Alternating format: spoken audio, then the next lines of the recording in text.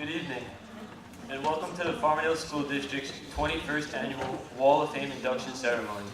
Let's all rise for the Pledge of Allegiance.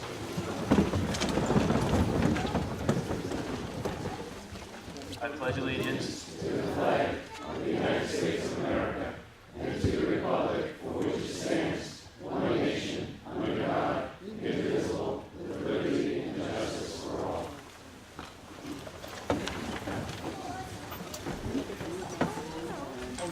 Thank you. You may be seated. Good evening. In the event of an emergency, please exit through either of the doors on the sides of the lecture hall. There is an exit off the stage as well. Hi, good evening, everyone. My name is Jed Herman, and I am one of the assistant principals here at Farmingdale High School. In addition, I serve as the chairperson of the Wall of Fame Selection Committee.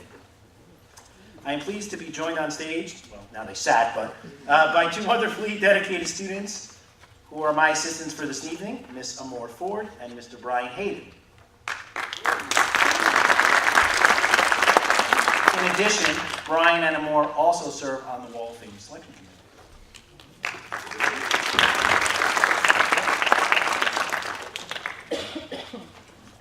The Wall of Fame is located near the main entrance of our high school.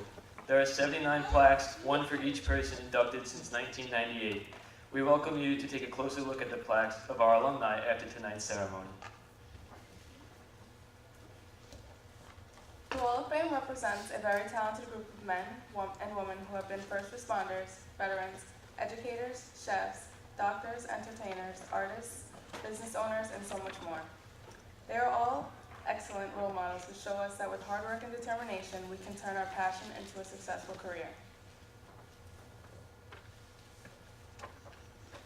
One of the goals of the Wall of Fame is that we hope that today's students will be inspired by our inductees to pursue their dreams and strive so that one day they can be honored for their own accomplishments in a future Wall of Fame ceremony.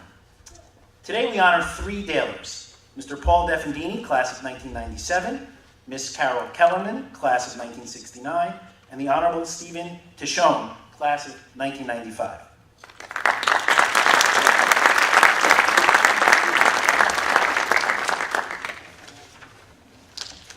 Tishon. Whew, okay. This year presented some challenges as the selection committee had to choose from over 20 well-qualified candidates. Yeah, it's a lot, so you guys should feel honored. When poring over the applications, it became evident that this year's winners not only share success in their careers, but also share a sense of giving something back to the community and giving to others. And isn't that really the true definition of what it means to be a Daler? So an event like tonight does not happen without the support of many people. So at this time, I'd like to take a moment and thank all of those people who had a hand in this event, many of whom are actually here this evening. So I'd like to thank first our selection committee for their dedication and support. So there's some of those people in the audience today. I'd like to thank our Board of Education members, our central office administration, our principal, Dr. Thompson, and my fellow assistant principal, Ms. Martinez. In addition, I'd also like to thank our main office staff, the custodial staff, and of course the AV staff for all of their help as well.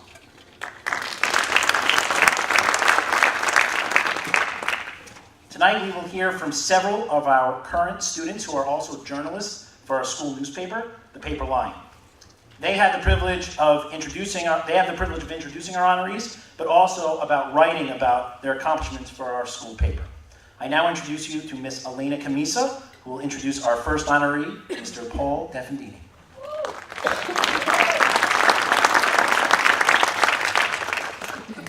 Hello, everyone. As Paul Deveny would say, good evening, my Farmingdale family.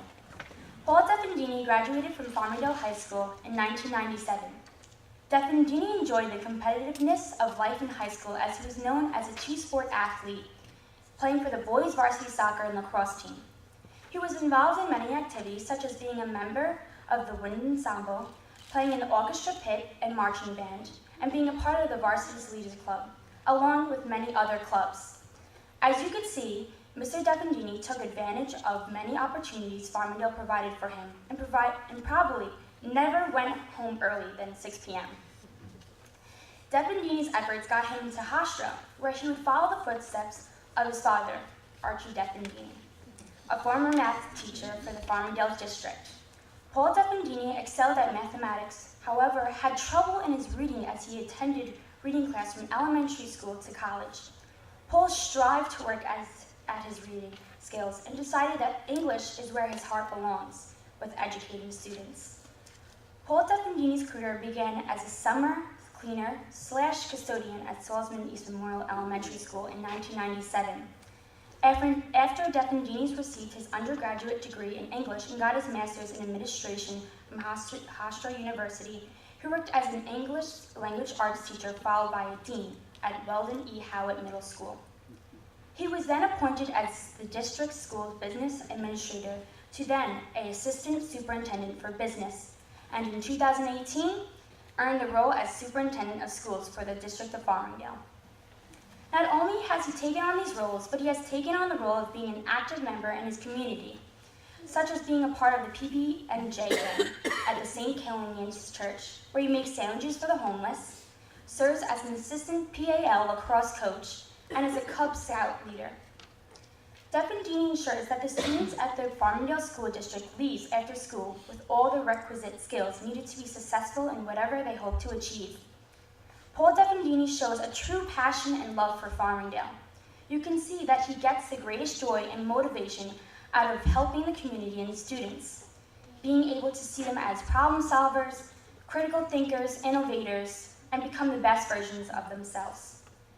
Deveny said, "I believe that all people have a story, and all people, if you listen closely enough, has something they can teach us." Well, Mr. Deveny, thank you for telling your story and teaching students that wherever they started from, if they just have a little hope, motivation, and determination, you can follow our dreams and accomplish many things, and hopefully get a plaque on the Wall of Fame at Farmingdale High School. Mr. Deveny, I wish you the best of luck for the future, and congratulations. You truly deserve it.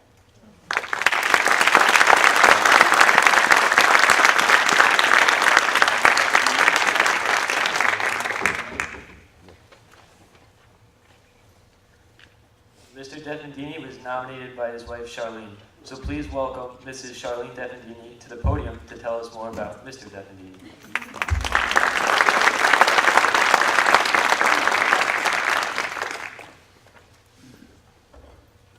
Hello.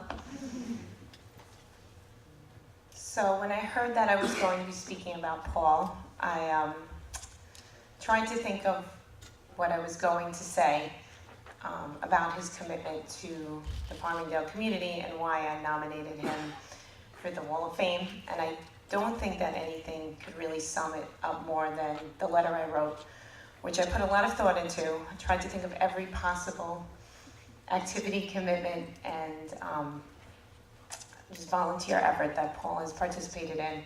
So some of it's a little repetitive from what Elena said, so I apologize for that, but if you could just bear with me, I'm going to read the letter that I wrote to the Wall of Fame Selection Committee. Paul Deveny bleeds green, or at least I tell him so a few times a month. To me, these words sum up the immense amount of energy Paul devotes to the Farmingdale community.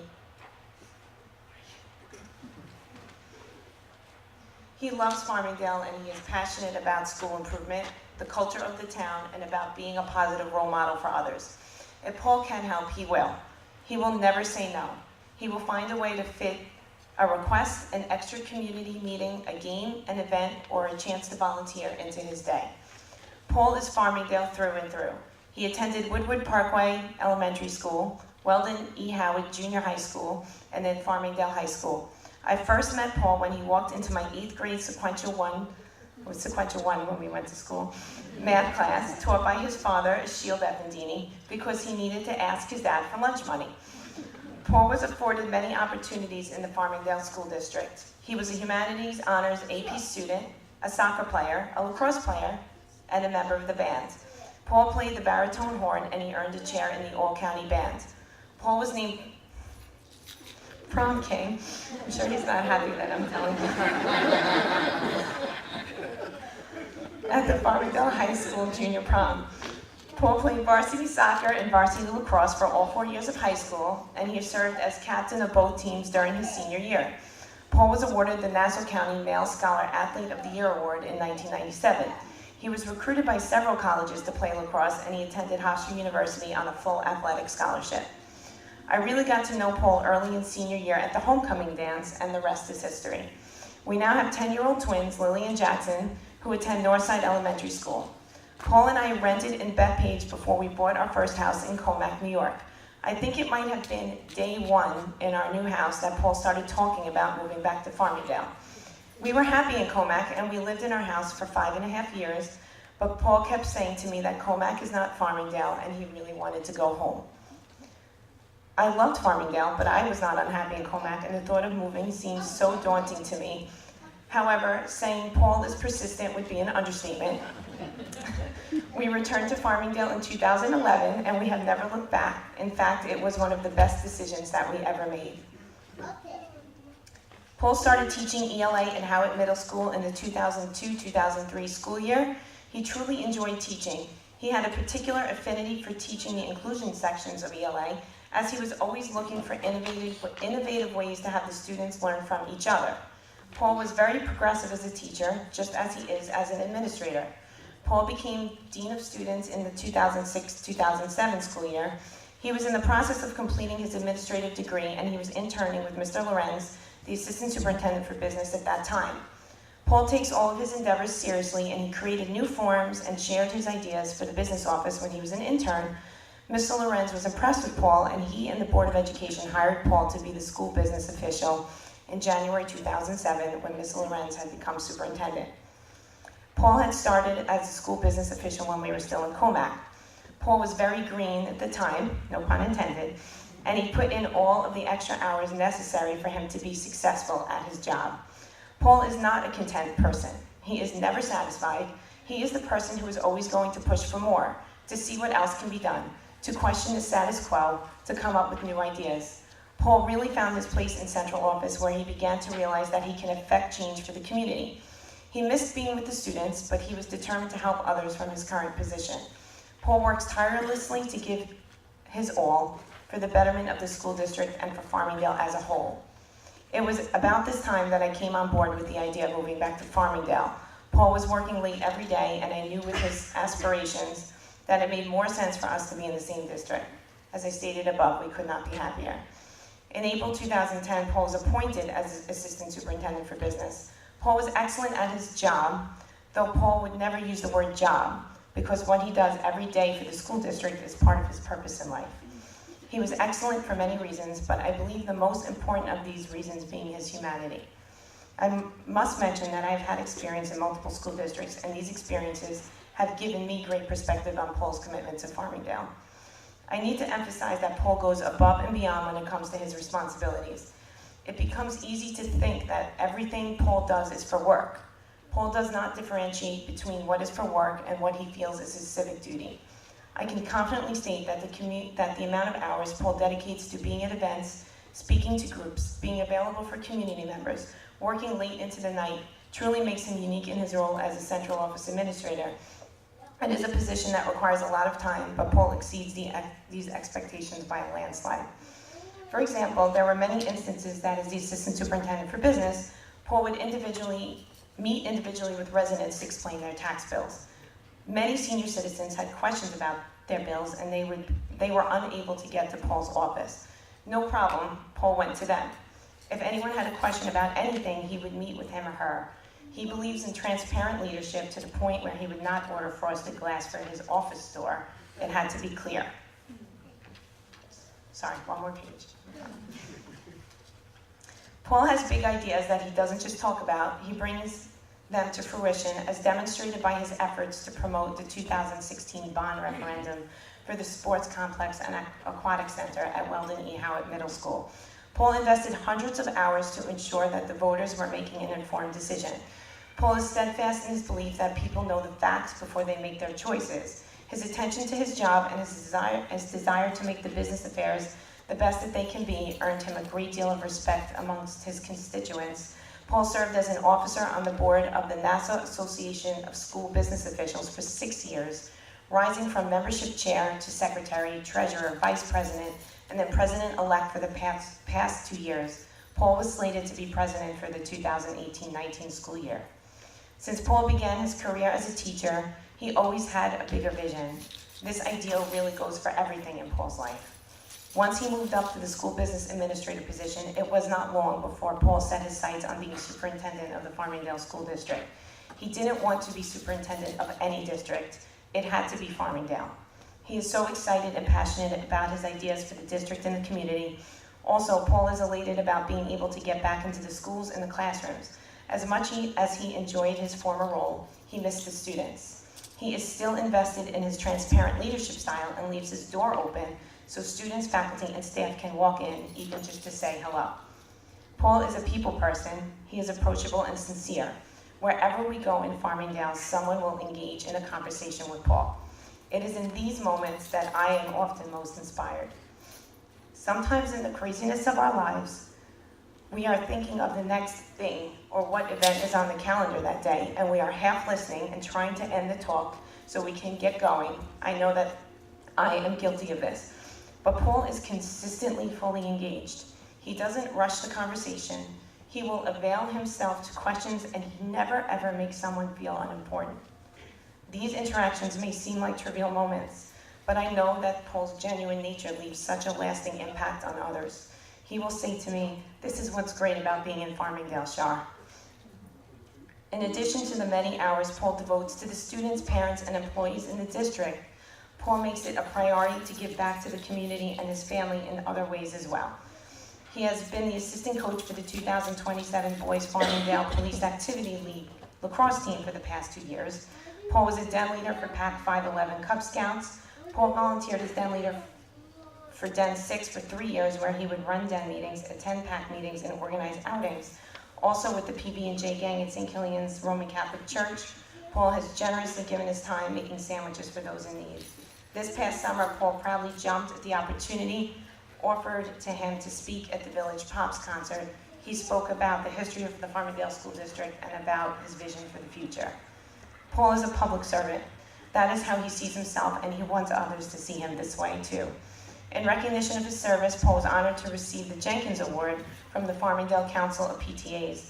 He is the person who will stop to help the elderly carry bags or get out of a car. He will pull over to take garbage cans out of the street. He will hold the door open for someone who is on the other side of the parking lot. He will call 911 when a traffic light is out or a tree is down. He raised money for the American Heart Association when he ran the New York City Marathon in 2013. I could go on and on. He will never tell anybody about what he does. He doesn't feel a need to because it's the right thing. When he gets the chance to see the kids in the morning, he tells them, "Do something great for someone else today." And he means it, because that is what he is going to do too. Please consider these reasons for selecting Paul Deveny to become a distinguished member of the Farmingdale Wall of Fame. Paul's altruism and love for Farmingdale serve as the foundation for his commitment to giving back to our community. He always has been and always will be loyal to Farmingdale.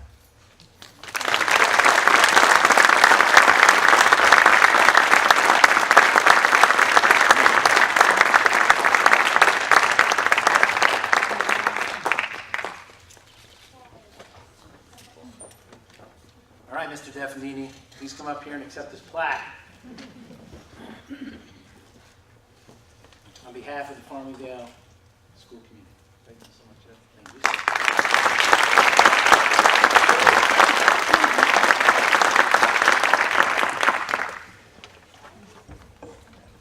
you. If anyone makes mention of the prom king piece, I promise it'll be the last thing you do. That goes to the group over there who I know tomorrow will outfit my entire office with something absolutely ridiculous to make fun of me for the rest of my career. So thank you, honey. Everything else was good, but you had to go there. So I'd like to start by congratulating my fellow nominees. I'm humbled to be considered among the likes of both of you. Your accolades are outmatched only by the quality of your very, very impressive brains. You have put your top-notch education to good use and service to others, and you and your family should be very proud.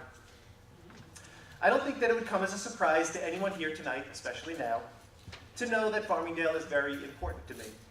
My love of all things Farmingdale is second only to those people in my life whom I love, most of which are oddly from Farmingdale, or are connected in some way to this amazing little corner of the globe. The reality is that this evening is not necessarily a testament to me, but instead a testament to those people that I must thank for their patience and support through the years. Sir Isaac Newton once said in a letter to his rival, Robert Hooke, "I have seen a little further, it is, by standing on the shoulders of giants." I would like to take this opportunity to thank some of those giants that have made tonight possible, for without them, tonight never happens. First, I'd like to thank the nominating committee. God bless you. For their countless hours of reviewing potential candidates for this honor. I have seen your body of work in the selections you have made over the years, and I'm profoundly impressed with your thoughtfulness and diligence. I'd like to thank the Board of Education and all my colleagues in the audience tonight. It takes a village to raise a child, and I'm proud to work with such distinguished administrators, teachers, and support staff members. I respect each of you and your volunteer efforts. To the board, I would not be here if you hadn't had the faith to put me here. I respect each of you and your volunteer efforts. It's not easy to walk the streets as a human bullseye for every complaint and condemnation that may come your way, but you honestly do it with dignity and grace. You are supportive in all the right ways, and you are not afraid to ask questions if something doesn't seem right. That takes courage.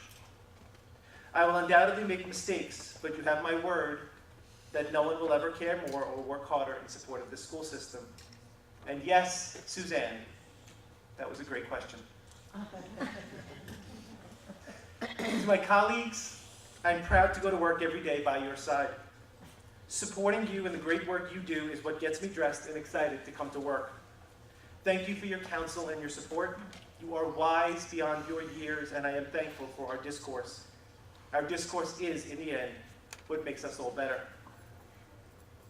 I would like to thank my family, to my father-in-law, Charlie, and my mother-in-law, Janet. You accepted me into your lives 23 years ago. Thank you for all of your unconditional love and support.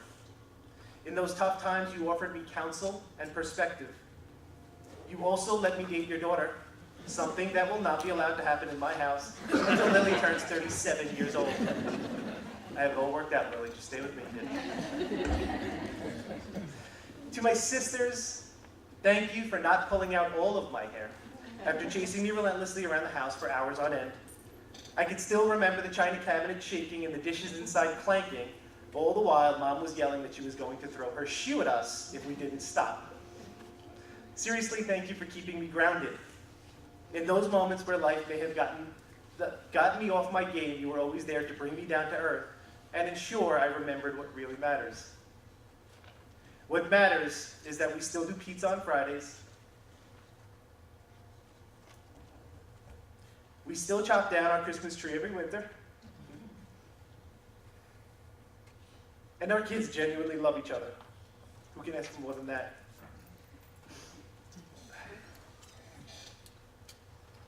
To my mother and father, this is going to get harder, not easier. This goes all downhill from here, folks. Bear with me on this one. Not something I do well. To my mother and father, thank you for setting an example for me. Your love of family, faith, and community have undoubtedly made me the man I am today. Mom, you have been the matriarch in the family and a woman not scared to share her opinion. You not only throw shoes like an Olympic star, but you love unconditionally. Not just your own kids, but also any other person that needed help along the way. Sometimes I felt like our house was a refugee shelter. That has obviously rubbed off and has made me a better man. Pop, you are a legend here in Farmingdale, and deservedly so. 34 years of teaching math at Howard Middle School. Even though you still can't remember a single student that you had during that time, they all certainly remember you. Your legacy is set, and your story will continue to be told. You're going to need water for this one.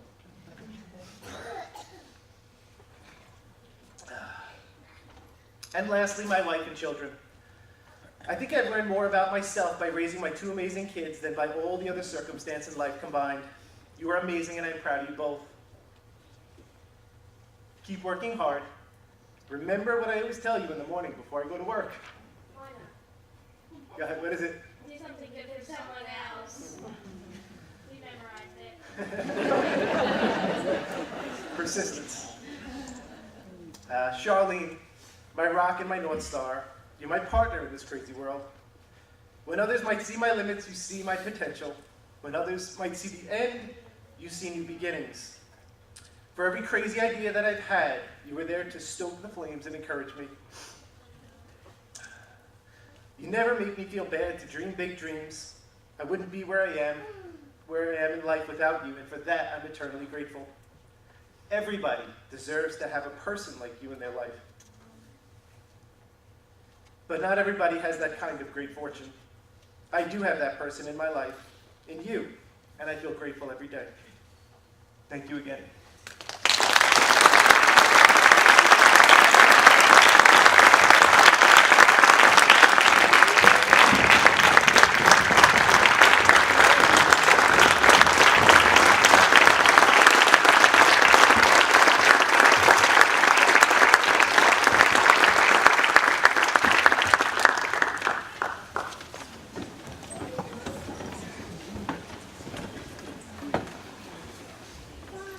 Now I'd like to introduce you to Erin Burns, our Pimperline journalist who will introduce our second nominee, Mrs. Carol Kellerman.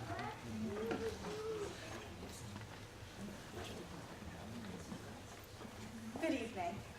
Mrs. Carol Kellerman graduated in 1969 and left Farmingdale High School with many experiences that allowed her to succeed in her future. All of her feelings about learning and curiosity, along with her writing ability, came from her very supportive high school teachers. In high school, she was given the opportunity to run for a place in the student government. She learned how to campaign and developed a lifelong interest in government and politics. With her nonprofit work, being from a public high school on Long Island gives a very important perspective and understanding of the New York State politics, and showed her a point of view and allowed her to be a perfect fit for her job. Along with the New York State politics, Mrs. Kellerman is also a part of the 9/11 Fund. Attending Harvard after high school, she loved every second of it and felt very prepared coming out of Farmingdale with all of her knowledge and experiences to take on the new life that lied ahead of her. The university was populated with all different economic and ethnic backgrounds, and she was exposed to different students and different viewpoints. The Farmingdale community is an amazing one, and all the inductees tonight, including Mrs. Carol Kellerman, show how much of an impact it is to be a true Daler. As I graduate in 2 short months, I hope to carry the impact of the community as Ms. Kellerman has, and that I always remember one important thing. Always a Daler, once a Daler, always a Daler.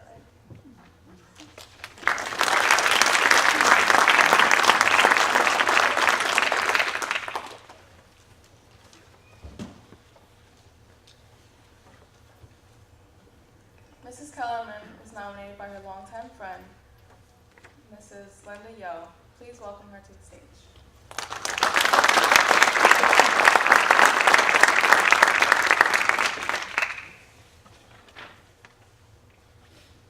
Can you see me? The September morning that Carol Kellerman walked into Miss Buscemi's 4th grade classroom at Main Street School was my last day as reigning Queen Bee there. You know what the Queen Bee is, the one the group buzzes around. Carol and her family had moved into the brick house at the corner of Fairview Road and Yoakum Street at the top of Lenox Hill. She was smart, assertive, attractive, had great ideas, and a level of sophistication unusual for a 9-year-old. This was an extraordinarily charismatic and talented natural leader who had clearly been exposed to more than many of us had ever experienced. Carol and I shared most of our classes from 4th grade through high school. Except for a weekend almost 5 years ago, the last time I saw her was on the football field the day we graduated and left Farmingdale for college. One could truthfully say that, I really don't know her at all. I can't speak to the remarkable career that has led to this celebration honoring her among the notables on the Farmingdale High School Wall of Fame. What I'd like to do is tell you a little about the Carol that I knew, that Carol grew up here, and a few signs along the way that pointed to her future. One of the most striking things about Carol is that she did not flaunt her obvious privilege. What might have initially appeared to be frustrating to her became her challenge and her mission. Carol set out to educate us all. She shared. When her father, a television producer, made a documentary about President John F. Kennedy, Carol gave each of us an 8x10 photograph of Mr. Kellerman in the Oval Office with the president.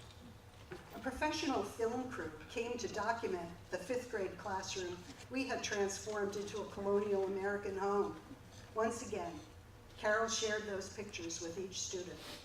Returning from a family trip to Hawaii, Carol taught our class how to hula to the Hukilab song. We're going to Hukilab. I remember waiting at the bus stop, sometimes for 2 hours, because the bus was late on snowy mornings in a time when snow days were quite rare. Carol's grandmother's big warm Cadillac was a welcome sight, picking up a few of us along the route. When we went on field trips, Carol led our class in endless rounds of password and other games as we rode the bus. In high school, Carol was active in student government, providing her the opportunity to exercise her leadership skills. When news of the Wall of Fame was posted on Facebook, Paul Salonik, another member of our class, who, by the way, his philanthropy, loyalty, and good works on behalf of this school should not go unrecognized, wrote this as a comment. Carol Kellerman single-handedly saved our senior talent show in the winter of 1969. Without her direction and perseverance, the show would not have gone on. It did, and it was an overwhelming success with a standing ovation from a sellout crowd. Backstage after the show, a man who obviously had show business experience approached her and told her that she had a future in organizing and motivating people. He turned out to have been very prescient, end of quote. And indeed he did. Carol held various offices until senior year, when she ran for president of the student council. She stood on the auditorium stage and delivered a clear message of her goals and objectives for the school year. Her opponent, acting the clown, got up and gave the performance of a lifetime, mimicking an infamous historical figure, drawing laughter and applause from the crowd. The clown won the election, robbing the school of one of the brightest, most qualified students ever to run for office. Can you imagine that? We graduated from Farmingdale in 1969, in the middle of the war in Vietnam. We knew some of the students whose names are on that other wall of honor in this building, the only one here when we were here. Before 1969, many colleges and universities in the United States were segregated by gender, especially the most prestigious institutions. 1969 was the first year that many of them admitted students of the opposite sex, what was called going co-ed. In an interview for an article in the Massapequa Post, Carol revealed that she had been accepted to the inaugural co-ed class at Princeton, and it was probably the most competitive admissions year for women ever. She chose to attend Radcliffe, which shared classes with Harvard. After graduating from Harvard, she went on to earn her law degree there. In November of 2014, another classmate and I organized a reunion of our 5th grade class with our teacher, Mr. Robert Mangine, who was, I believe, 93 at the time. Former students came from as far away as Oregon and Colorado to reminisce about our childhood days together in Farmingdale. I requested that each classmate, whether attending or not, provide a summary of what they had done with their lives since graduation for inclusion in a souvenir booklet. Carol's submission consisted of 2 sentences, terse and deliberately void of detail. It read, "After college and law school, I moved to NYC, where, together with my husband and now grown daughter, I have lived ever since, except for a 5-year stint in DC in the early 90s. I have done a variety of jobs in politics, government, and the nonprofit world, all devoted to sustaining and improving the city I love." Curious, I did some sleuthing. A Google search turned up her resume, a random sample of past positions I won't go into. You can read them all for yourselves. I don't envy the Wall of Honor for having to synthesize all of that to put on one little bitty plaque. You must be wondering why I decided to nominate this person I knew over 50 years ago for this honor, and how it is that Paul and I, and many others, remember things that happened a lifetime ago. I know that Carol is wondering this. This is a school. I'm a teacher, and this is an opportunity for students to learn and grow. After you read the plaque, do your own Google search. Read between the lines. Someone this extraordinary and this accomplished walked in these halls, was taught by the outstanding faculty here, ate in the cafeteria, changed into a hideous one-piece green gym suit and played sports in the gym, and was compelled to memorize the prologue of Chaucer's Canterbury Tales in Middle English for a grade. What you will find is a brilliant, talented leader who chose to use her special gifts in the service of others to improve her city and the lives of the people around her, except for, perhaps because of, her unwillingness to suffer fools. Her options were unlimited. She chose to do good. She made a difference. You can too. Thank you for your lifetime of service, Carol, and for coming back to accept this honor from the school and community at the start of your remarkable journey.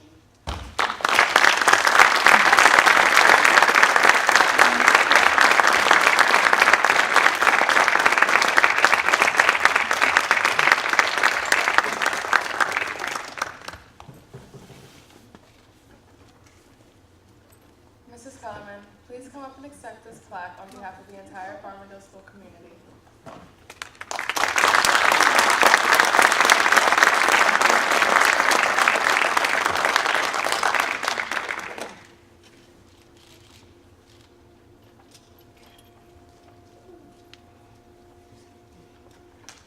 Wow. Thanks so much to the selection committee for including me in this year's additions to the Wall of Fame. Thank you, Erin. It was fun to talk to you. And for your introduction, I'm going to repeat some of what you said. And thanks above all to Linda Citrano-Yo, my classmate since 4th grade, who was so thoughtful in nominating me for this honor, and her overwhelmingly wonderful remarks. She didn't tell me she was nominating me because she knew that I would be upset and try to talk her out of it, but I very much appreciate it, and it's really an honor to be here. In preparation for this evening, I watched the last 3 ceremonies online yesterday, and you know, it was both humbling and intimidating.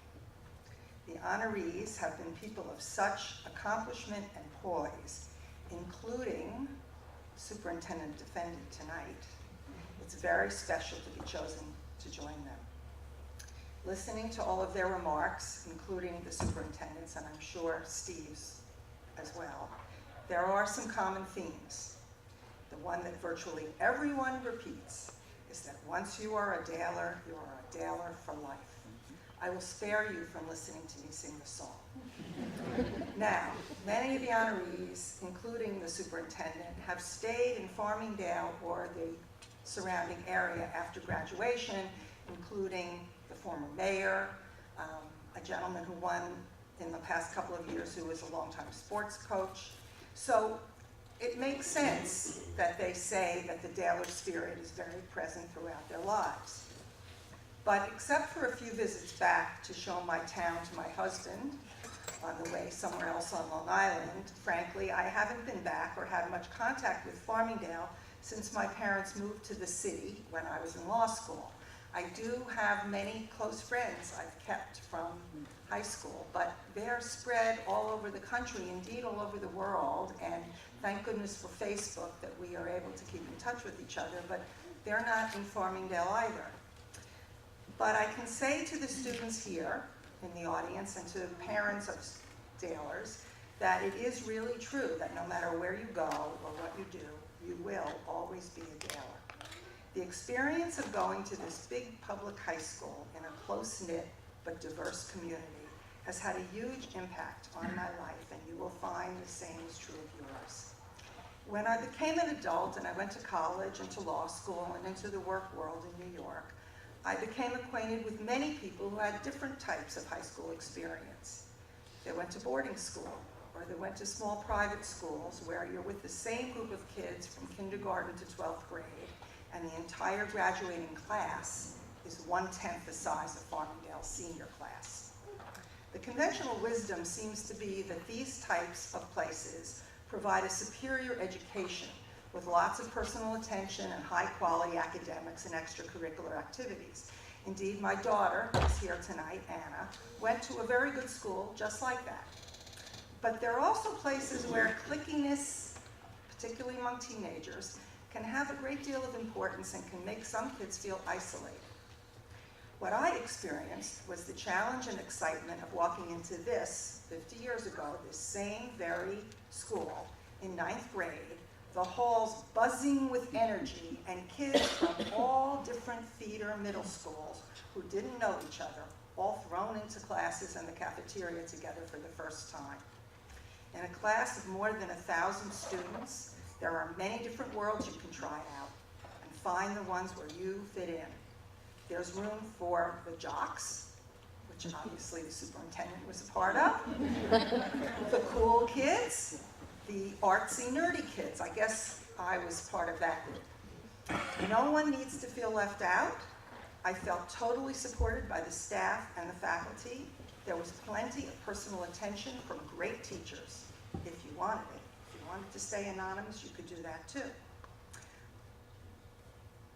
I still remember the names of so many teachers who had a tremendous impact on me from the high school. Mr. Krakowski with American history.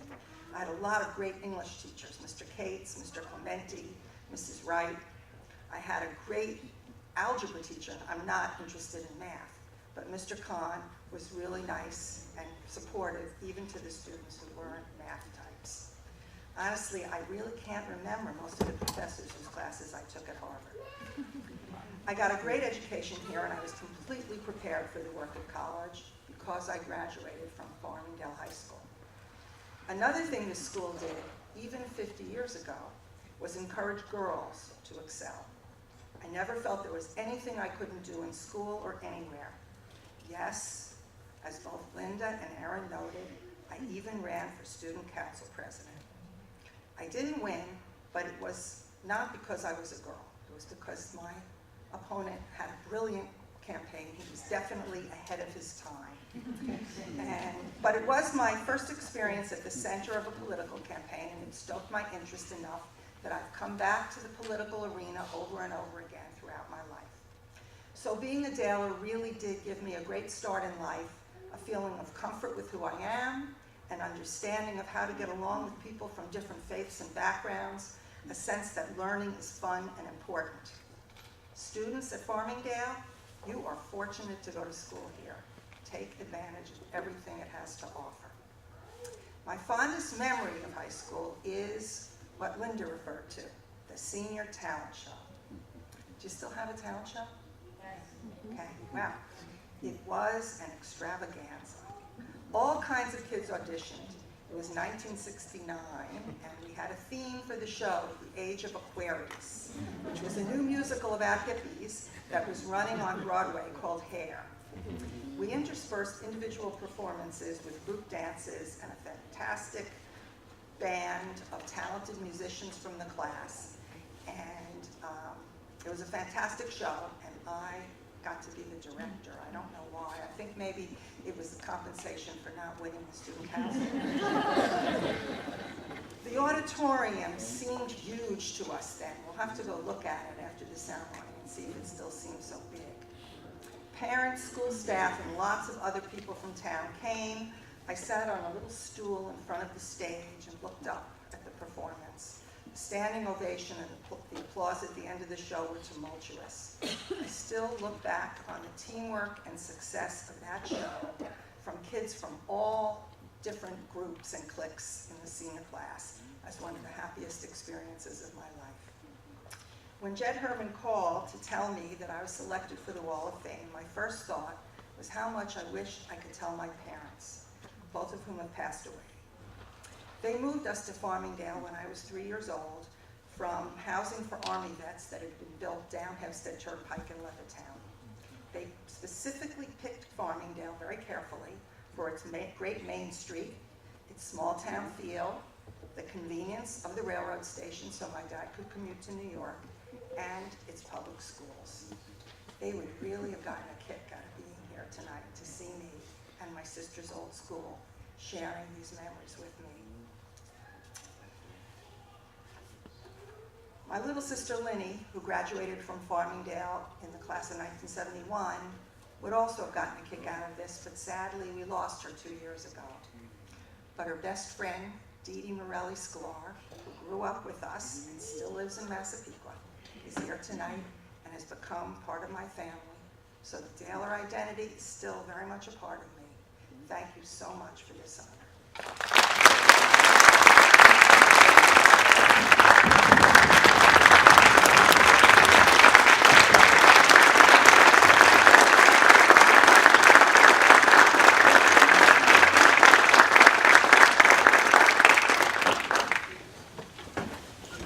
Thank you, Mrs. Kellerman, and congratulations. Now we would like to introduce you to Anna Decker, our student journalist who will be writing about the Honorable Judge Stephen Tishon. Good evening. The town of Farmingdale, as you all know, is a tight-knit community that people hold close to their hearts even after they leave high school. Being a senior at the high school myself, it's easy to see how much it can influence someone as a person. Honorable Stephen Tishon is just one of the many examples of this.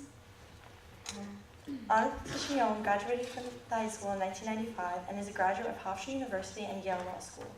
His dream to become a trial lawyer stemmed from his participation in the law club at Farmingdale High School, where he competed in mock trial competitions.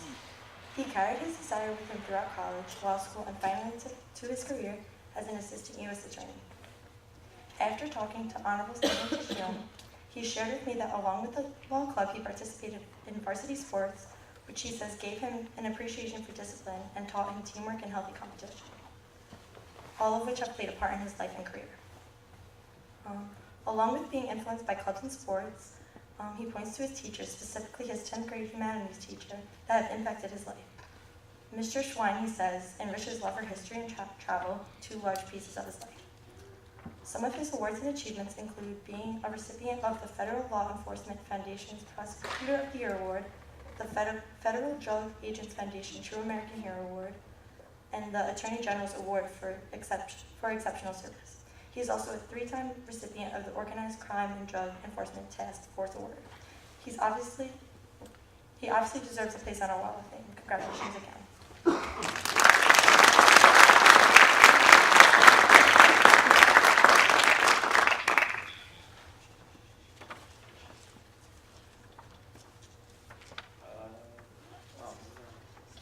Sorry about that. Thank you. Judge Stephen Tishon was nominated by his father, Frank. We would like to welcome him to the stage at this time.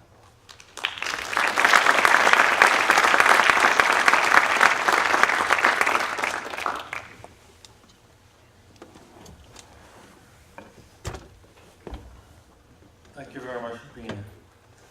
First, before I talk about Stephen, I just want to mention my other son, Frank. He also graduated from Farmingdale in 1999. He's also a lawyer, going UMass and then Tulane, and he just became a partner last year for one of the biggest law firms in Long Island, Ripken and O'Reilly. And I hope in a few years I'll be here talking about him.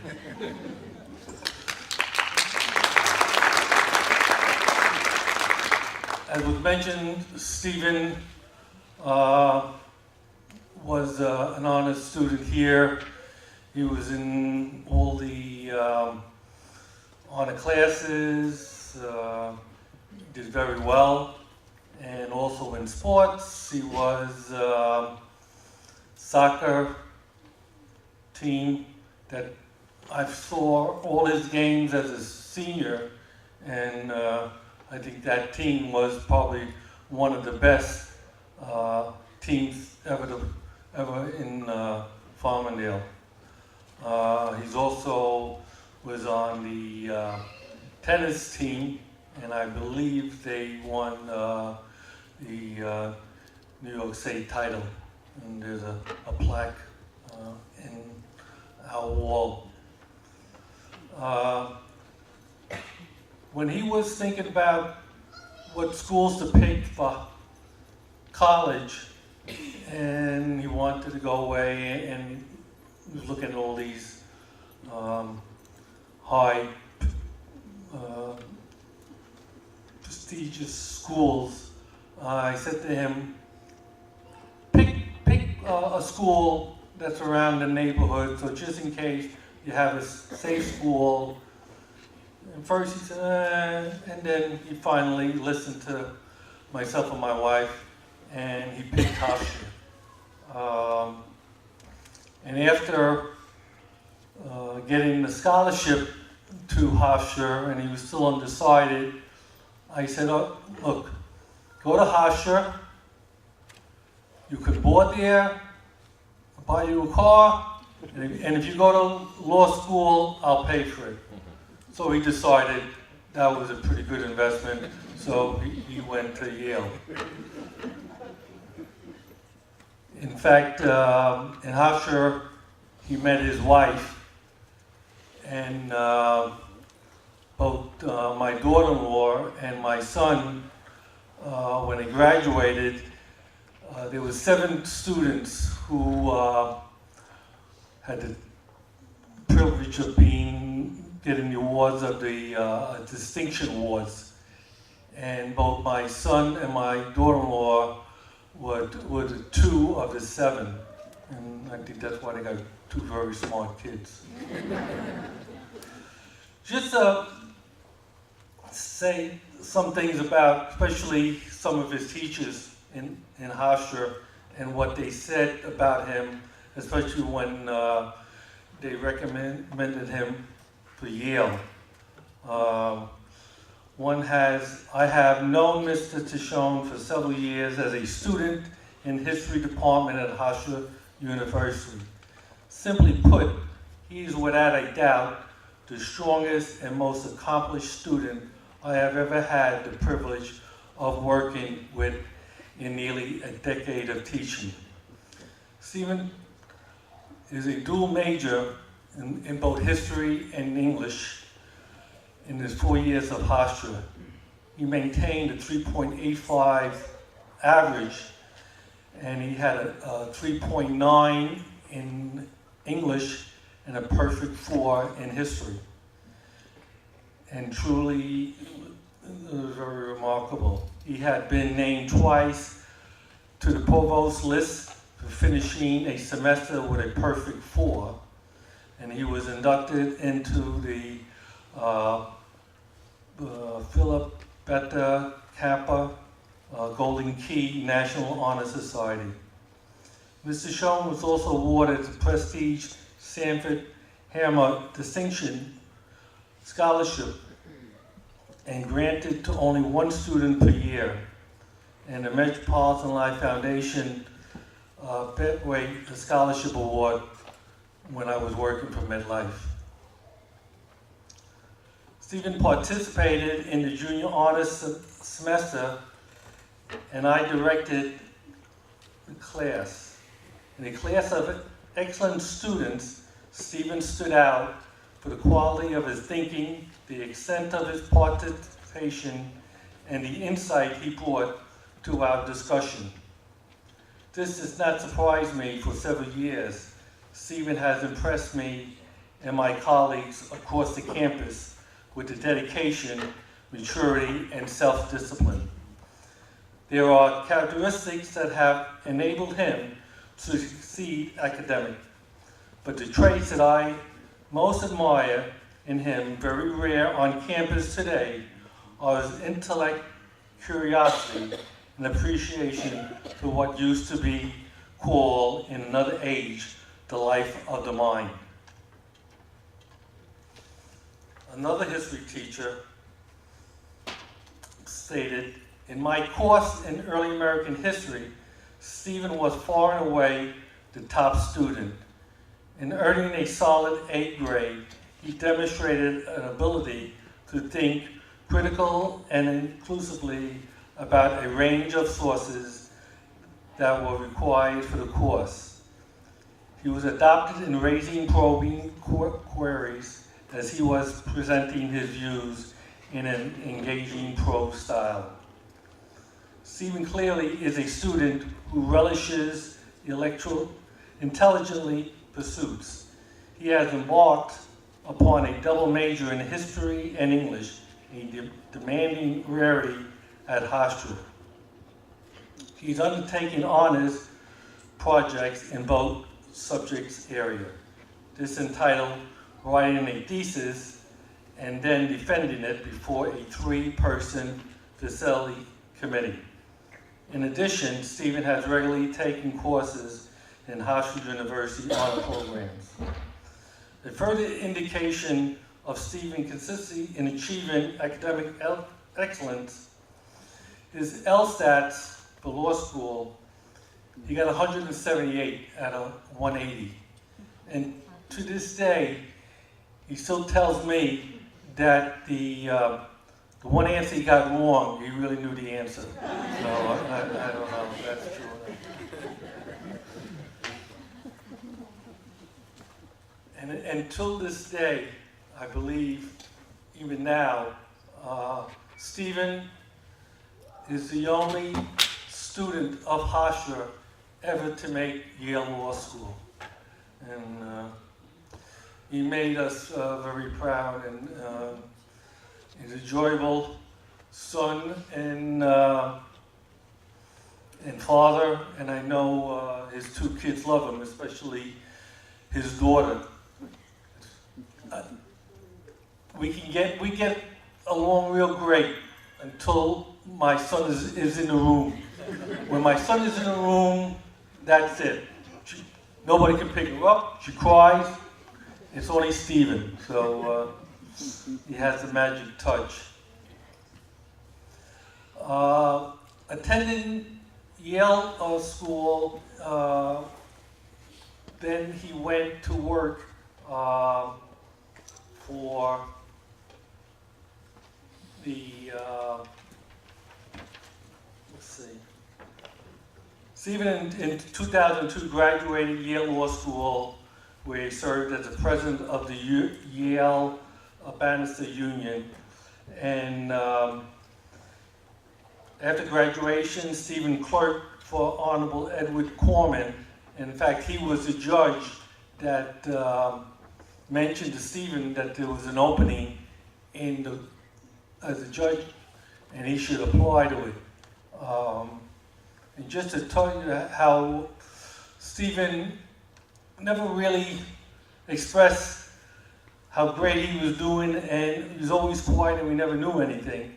100 applicants applied for the position, and he let us know when there was only, I think, 10 left, and just to say, oh, by the way, I applied for judgeship and I'm still in the running.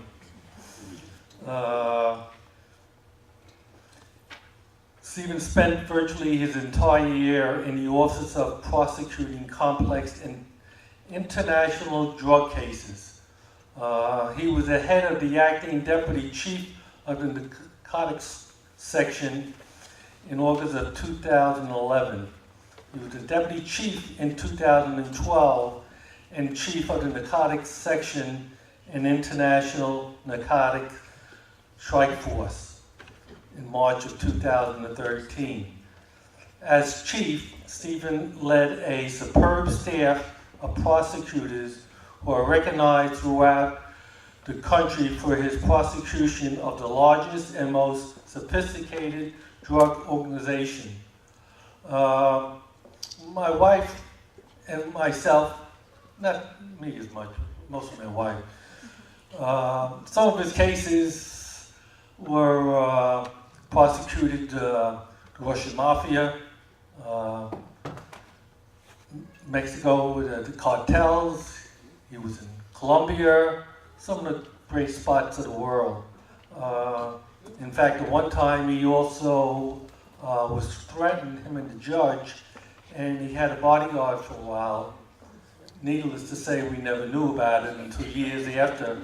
And in fact, one of the holidays later on, we found out that the art guard was outside in the street.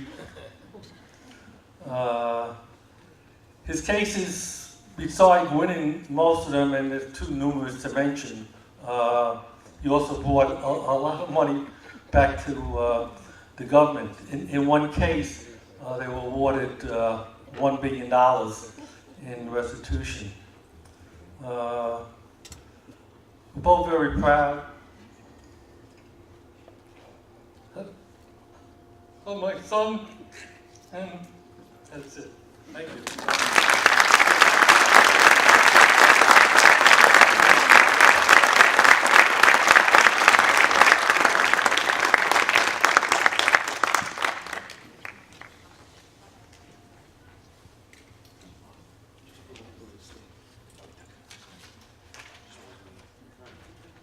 We would now like to welcome Honorable Judge Stephen Ticcioni.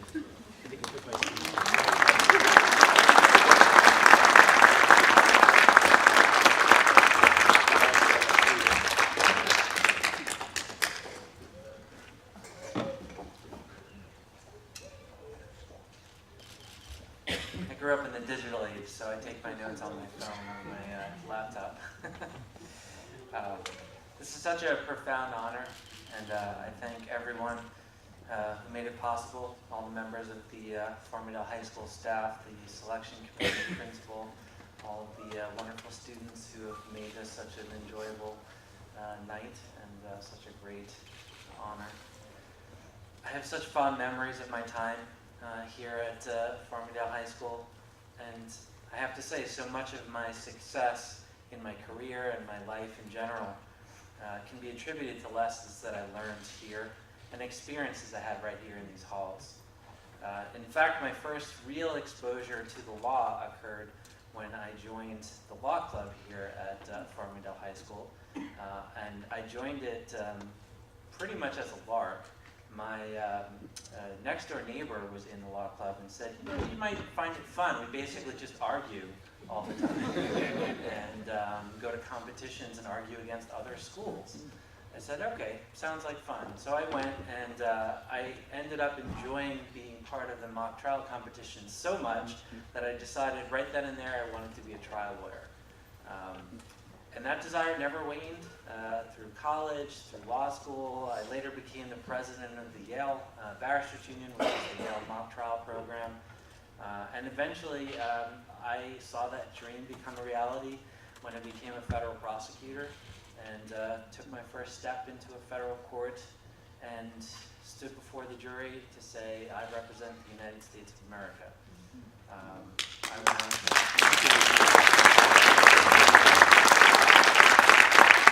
As you heard, I went on to prosecute many cases, most of which, the vast majority of which involved international cases. So Colombian drug cartels. Literally the last case I worked on before I left the office was actually the Chapo Guzman case. I prosecuted one of the biggest Russian international mob bosses in the entire world, nicknamed the Russian Al Capone. I prosecuted Colombian drug cartels who traffic drugs using smuggling drugs inside of dogs and puppies, and some of the largest and most dangerous cartels in the world, which is something I never mentioned to my parents, of course. I just told them how wonderfully safe everything was and how prosecutors never, ever, ever get attacked. I actually did have marshals follow me around for about 3 to 4 months because of a death threat that, of course, course, I didn't tell my parents about it until after the fact. My brother knew about it, however, because I brought the Marshalls with me to his Super Bowl party. And every year since then, he keeps telling me I should invite them back. I have to explain to him I'm not under death threat anymore. I don't have the Marshal protection. Actually, I'm friendly with all of them in the courthouse now, so they'll probably come anyway. In addition to that, I would say, my 10th grade humanities class, which, as you've heard with my teacher, Mr. Schwinn, really fueled my love of history and international travel, both of which remain passions of mine to this day. I'll never forget learning about the magistry of ancient Rome and the passion of the Italian Renaissance, and then experiencing it firsthand by going to Italy later that same year on a class trip organized by Mr. Schwinn. Obviously, the international travel later became a massive part of my career, as well as my life, as my wife and I left to travel. Not so much anymore, thanks to those two little guys over there, but eventually, at some point, I'll be back on a plane, and this time it won't be hunting drug cartels.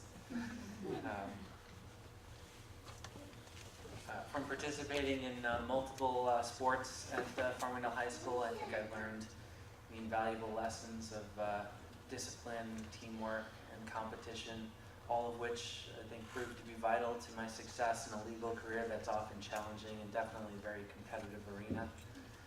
But I think most importantly, the warmth and supportiveness of the Farmingdale community has always instilled in me a powerful desire to give back, to promote public service, and to pass on to others the wonderful lessons that I learned here and which have proven to be such an important part of my life.